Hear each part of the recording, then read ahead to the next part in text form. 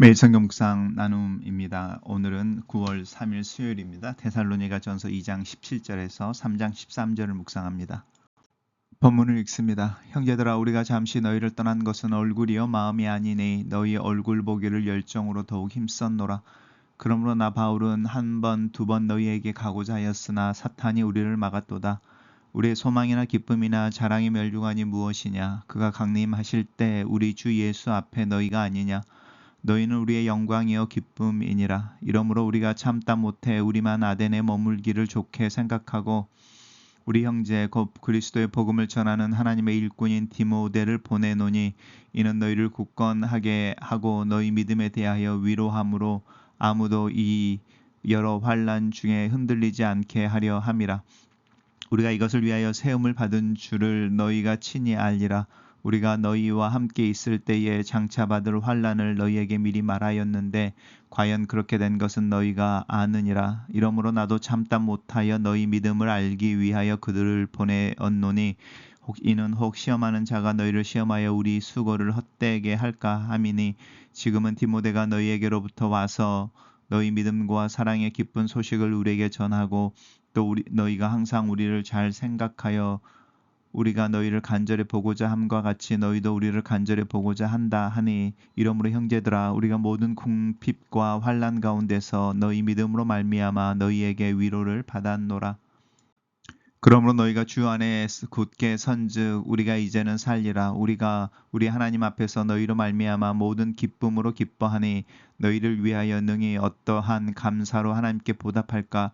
주야로 심히 간구함은 너희 얼굴을 보고 너희 믿음이 부족한 것을 보충하게 하려 함이라.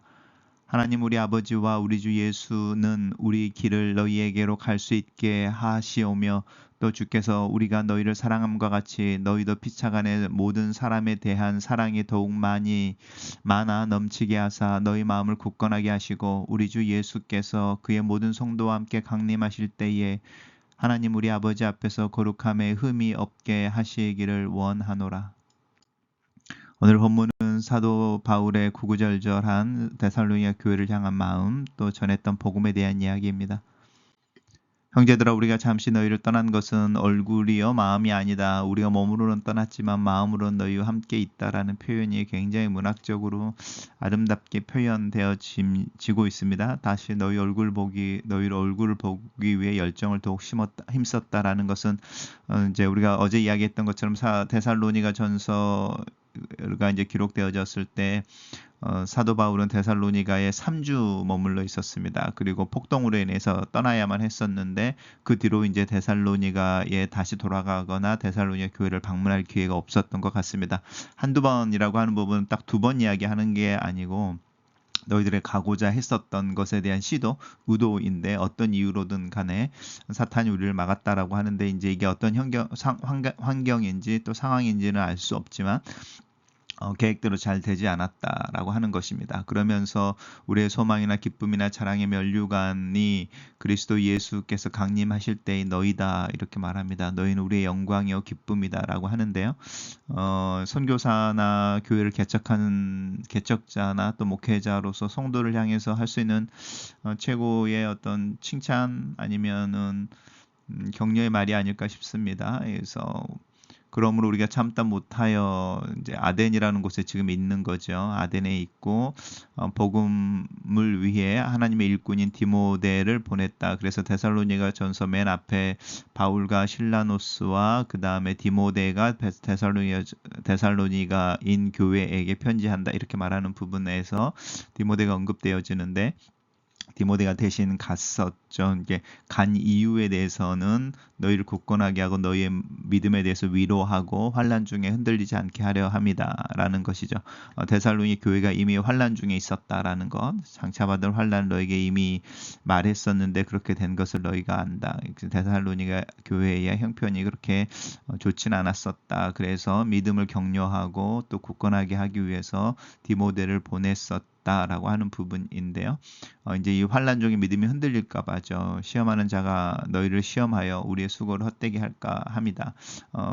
바울 안에 있는 어떤 두려움이라기보다는 항상 이렇게 경계했던 용인 것 같아요. 자기가 이야기하는 우리의 복음, 나의 복음이라고 하는 하나님으로부터 받았던 예수 그리스도에 대한 이야기가 전파되어졌을 때 그것이 굳건하게 그곳에 씨앗을 뿌렸으니 자기가 뿌리를 내리고 자라 열매를 맺기를 원하는 그 마음이 시험하는 자가 너희를 시험하여 우리의 수고를 헛되게 할까에 대한 염려로 나타났던 것 같고요.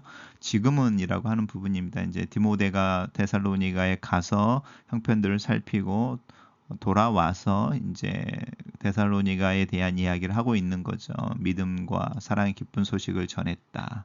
그리고 이제 우리가 너희를 보고 싶어하는 것처럼 너희가 우리를 보고 싶어한다라고 하는 부분인데요. 여기에 이제 문학적으로 한국어만이 표현할 수 있는 표현일 수도 있습니다. 우리를 잘 생각하여 라고 하는 부분입니다. 성도들이 사도 바울과 그 사역에 동참해 있는 팀들에 대해서 이제 간절히 사모하고 또 자신들의 복음을 전해준 이들에 대한 감사의 마음이 있었다. 그래서 너희들이 우리가 너희들을 보고 싶어하는 것만큼 너희들도 우리를 보고 싶어한다는 이야기로 말미암아 위로를 받았다라고 하는 부분입니다. 여기서도 동일하게 우리가 모든 궁핍과 환난 가운데서라고 말하면서 사도 바울이 지금 아데네에서 사역을 하고 있고 또 그의 선교 사역 속에 그렇게 넉넉하지 않았던 상황들 또 이제 경제적인 조건들 이제 이런 이야기들을 계속하고 있습니다.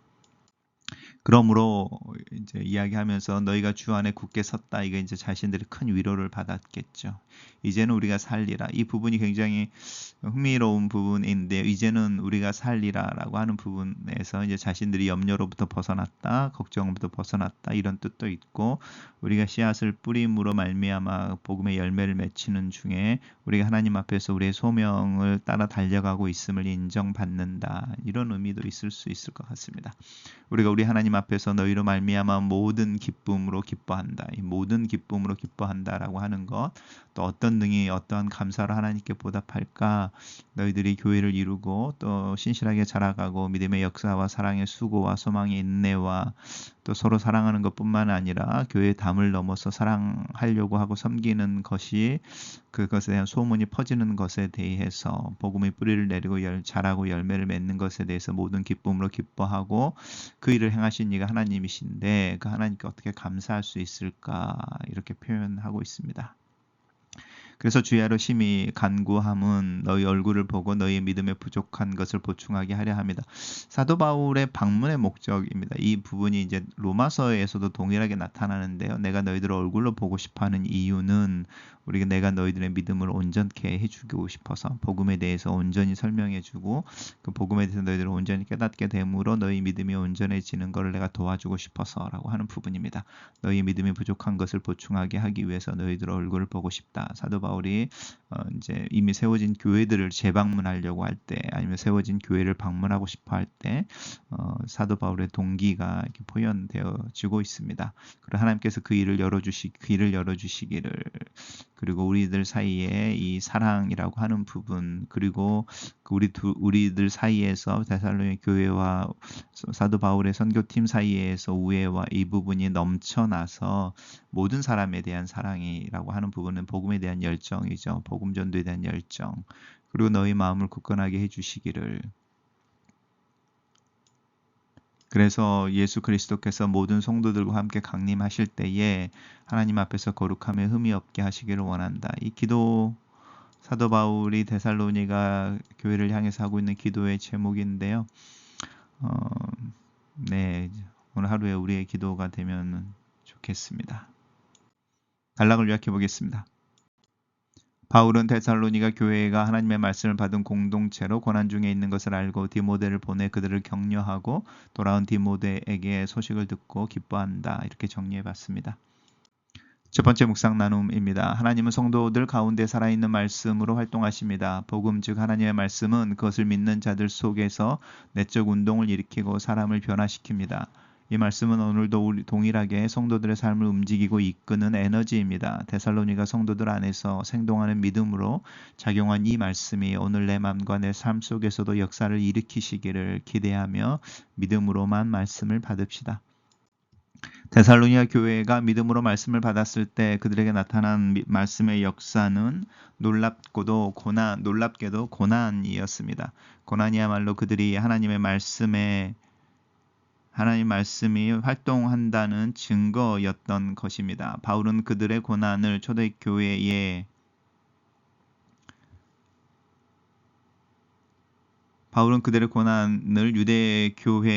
유대 교회들의 고난을 본받은 것으로 여기며 그들도 예수님을 따른 제자 삶에 초대되었음을 강조합니다. 우리에게도 하나님의 말씀을 잘 받다가 고난을 받은 신자들을 기꺼이 본받고 싶은 마음이 있습니까? 고난에 대한 깊은 이해를 이 말씀들 안에서 얻으십시오.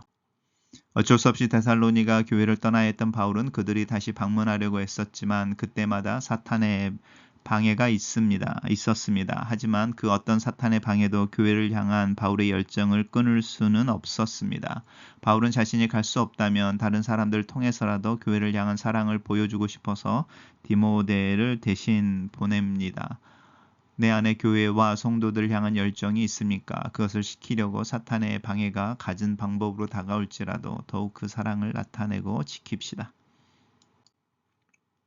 사도들에게는 성도들이 바로 희망이며 기쁨이며 자랑이며 멸류관이고 영광이었습니다. 주님이 강림하시는 날에 주님 앞에 서게 될 성도들의 모습이 사도들의 가장 큰 기쁨이기에 그들은 자신의 목숨까지도 내어놓고 성도들을 사랑했습니다. 오늘 우리도 당신이야말로 내 영광 기쁨입니다 라고 주저없이 말할 만한 대상이 있습니까?